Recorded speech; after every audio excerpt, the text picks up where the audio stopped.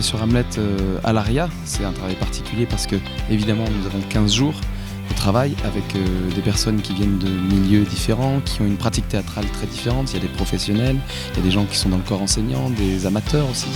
Donc il faut créer un groupe en peu de temps et ils doivent apprendre leur texte 15 jours juste avant. En fait, ils commencent à apprendre leur texte, mais on est déjà en train de commencer les répétitions.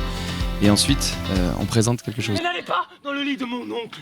Si vous ne l'êtes pas, faites au moins semblant d'être vertueuse. Et j'ai voulu placer ce Hamlet dans un mariage, dans un événement, et que le public soit au cœur en fait, du projet. Vraiment les invités du mariage. Évidemment, c'est une adaptation. Normalement, à l'origine, Hamlet, ça dure au moins 5h30. Là, on a dû faire du sens, essayer de raconter Hamlet en peu de temps, en 1h10. Donc ça change beaucoup. Et avec 14 personnes, dont 7 Hamlet à peu près.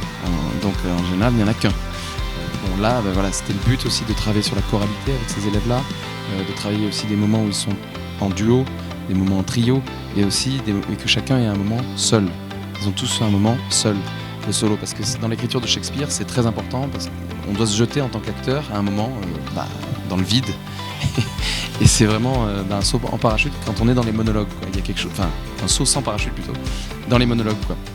Voilà comment, en dormant et de la main d'un frère, vie, couronne et femme me furent dérobées. Si tu es mon fils, ne le tolère pas. Alors adieu Hamlet, et souviens-toi de moi. L'important dans cette pièce, c'est surtout de se dire que tout le monde voudrait en fait passer à autre chose. Gertrude, Claudius, même Ophélie, tout ça, après la mort du père d'Hamlet, tout le monde voudrait passer à autre chose, et Hamlet aussi il voudrait, mais il ne peut pas. Je dis souvent, c'est comme un acteur qui voudrait jouer mais qui ne peut plus jouer. Il est en scène mais il n'y arrive plus.